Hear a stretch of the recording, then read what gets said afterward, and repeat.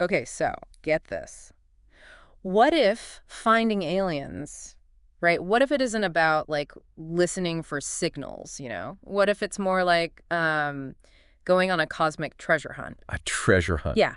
You guys sent in a bunch of articles about this, so we're diving deep into this idea that maybe, just maybe, we could find aliens not by them waving hello, but by stumbling upon their, well, their interstellar litter. Okay, I see what you're getting at. It's certainly a fascinating concept. The scientist behind this is Avi Loeb. Yeah, hello. He's a Harvard astrophysicist. And yeah, he's ruffled some feathers with this approach. Harvard. So you know he's not like some random guy on the internet. Right. He's got serious credentials. And his argument is that for ages, the search for extraterrestrial intelligence, or SETI as it's known, SETI, yeah. has been all about tuning into radio waves, right? Hoping for that clear, hey, we're here message. Which honestly sounds incredibly difficult. Like trying to overhear one specific conversation in a packed stadium during a concert on a planet light years away, Yeah, it's a long shot for sure. to say the least. And that's precisely Loeb's point. He argues that physical objects, even if it's just space junk, could outlast any signal. I mean, we're talking millions, even billions of years. Okay, that makes sense. Things like, I don't know, satellites, probes, that kind of thing. It's more durable than a radio wave, for sure. Exactly.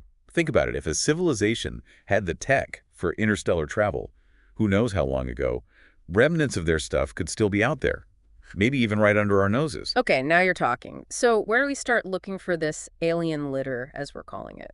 Well, that's where things get really interesting. Hit us with it. This is where Oumuamua comes in. Oumuamua. And no, it's not a Hawaiian delicacy. Because I was about to ask. This was the first interstellar object ever detected passing through our solar system back in 2017. Okay, I remember hearing about this. Everyone was talking about it. For good reason.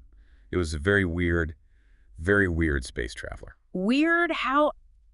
Paint us a picture. What are we talking about here? Imagine something like a giant, possibly metallic cigar, just like tumbling through space. A cigar? Really? That's the closest analogy. And it was moving way faster than your typical comet or asteroid. Okay, that is weird. It was weird. So what did scientists think it was? Most astronomers believe it was a natural phenomenon, something we've never encountered before. Which, I mean, space is big, right? There's a lot we haven't seen. But Loeb, on the other hand, he suggested it could be an alien light sail. A light sail? Yeah, basically a massive thin mirror propelled by starlight. So like an actual spacecraft. Potentially. I mean, that's Loeb's theory. Okay. I have to admit, the thought of a derelict alien spaceship just zipping through our cosmic neighborhood that's pretty mind-blowing. It's definitely a thought.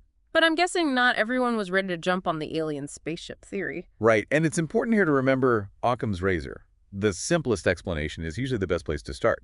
Since we've never actually found alien tech, claiming Oumuamua was artificial is, well, it's a huge leap. Fair enough. We like evidence here on this show. As we should.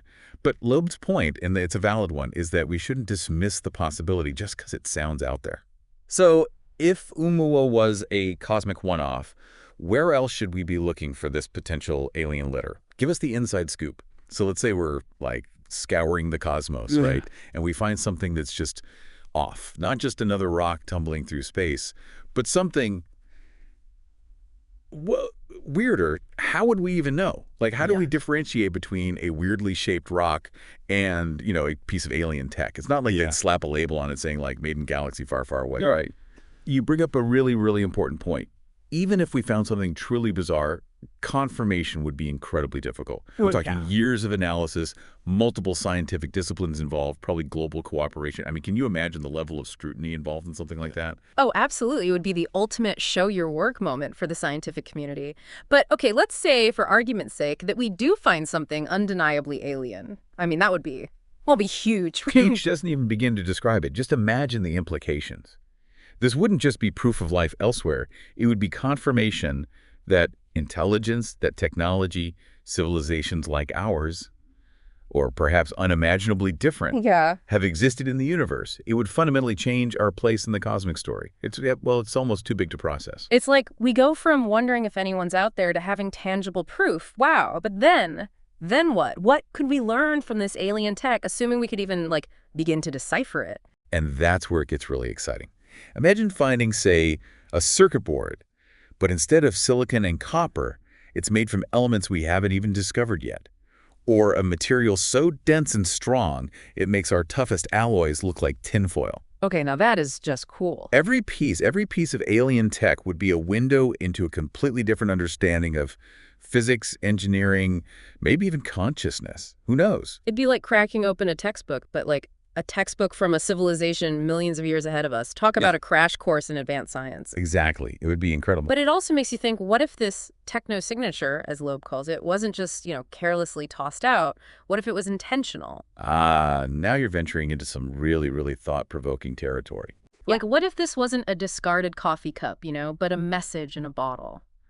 A beacon deliberately left for another species to find when they, reached a certain level of technological understanding. I mean, it's certainly a possibility.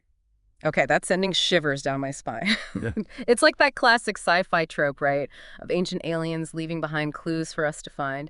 But who are we to say it's impossible? Maybe some long-gone civilization wanted to share their knowledge or warn us about something, or maybe, just maybe, they just wanted to let us know, hey, you're not alone in this vast universe. It's a humbling thought, isn't it? To think that what we might find is not just trash, but like you said, a deliberate attempt at contact, bridging unimaginable gulfs of time and space. But we have to acknowledge that right now it's all speculation. There are plenty of scientists who believe Loeb is, to put it mildly, way off base with his theories. Yeah, it's not like the whole scientific community is like rushing to book tickets on the alien spaceship salvage cruise just yet. So how do we separate the intriguing speculation from the hard science? What are the realists saying about Loeb's ideas? Well, like any good scientific debate, there's a spectrum of opinions. Some are highly skeptical, Understandably so. especially about specific objects like Oumuamua or, those metal spheres we talked about earlier. Right. They argue we should exhaust all natural explanations Yeah. before we jump to alien tech. Which is fair. I mean, extraordinary claims require extraordinary evidence, as they say. But it's not like everyone's, throwing out the whole alien artifacts idea altogether, right? Exactly. I think what's really interesting here is that Loeb's work, even if it's controversial, it sparked a broader conversation. It's pushed some scientists to think outside that traditional SETI box. So less like, is anyone out there? And more, how else could we find them if they are? Precisely. And that's led to a surge in, well, you might call it anomalous astrophysics. Anomalous astrophysics. I like how that sounds. It's catchy, right? But it basically means looking for things in space that just don't fit with our current understanding. Things that make scientists scratch their heads and go, huh, that's weird. Give us some examples. What kind of cosmic oddities are we talking about? Well, there are things like fast radio bursts. Okay, I've heard of those. Those are super cool, if a little freaky. Yeah, incredibly intense pulses of energy from deep, deep space that we still haven't fully explained. Or how about stars with strange dimming patterns? Stars that dim weirdly. Yeah. It could, hypothetically, be caused by massive alien structures orbiting them. Whoa. Okay, you've lost me a little, but that sounds big. Right. I mean, we haven't found definitive proof of those yet, but the fact that we're even considering these possibilities, I think it shows a shift in thinking. It's like we've gone from listening for a whisper to noticing actual footprints in the sand. That's a great way to put it. And I'm guessing with all the advances in telescopes, data analysis, AI, all that good stuff, we're getting better at spotting those footprints, right? Oh, absolutely. Our ability to scan the skies, analyze huge data sets, spot anomalies, it's growing exponentially. And there are some dedicated groups out there, actively searching for these technosignatures. Okay, spill the tea. Who are these cosmic detectives and what are they up to? Well, one prominent example is the Galileo project. Galileo, like the dude with the telescope. The very same. Though this project is a little more high-tech. It was actually co-founded by Loeb himself, and they're developing new observational techniques, deploying telescopes specifically designed to look for these unusual objects, even working on plans for missions, eventually, to investigate promising targets. Wait, hold on. Missions? Like sending spacecraft to check out potential alien artifacts. That sounds like something straight out of science fiction. It might sound like sci-fi, but that's the long-term vision. For now, it's more about identifying the most promising targets and, developing the technology to reach them. But the fact that serious scientists with, actual funding and institutions behind them are having these discussions, it shows how much the field has evolved. From passively listening to, actively seeking out, that's quite a leap. It really is. And whether or not Loeb's theories about Oumuamua or those metal spheres or any of it pans out, Right. he's definitely shaken things up in the search for extraterrestrial intelligence. 100%.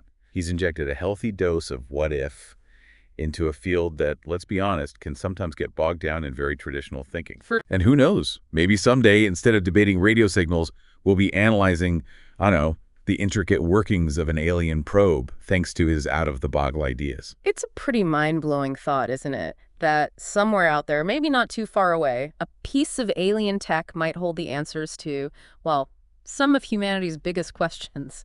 And maybe, just maybe, we're getting close to finding it. Now, wouldn't that be something? It sure would.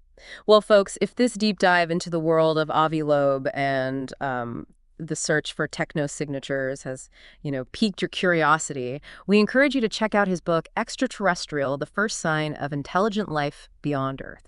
It's a really fascinating read, and it really makes you think differently about the universe and, our place in it. And who knows, maybe one of you listening will be the one to make that discovery of a lifetime. Thanks for diving deep with us.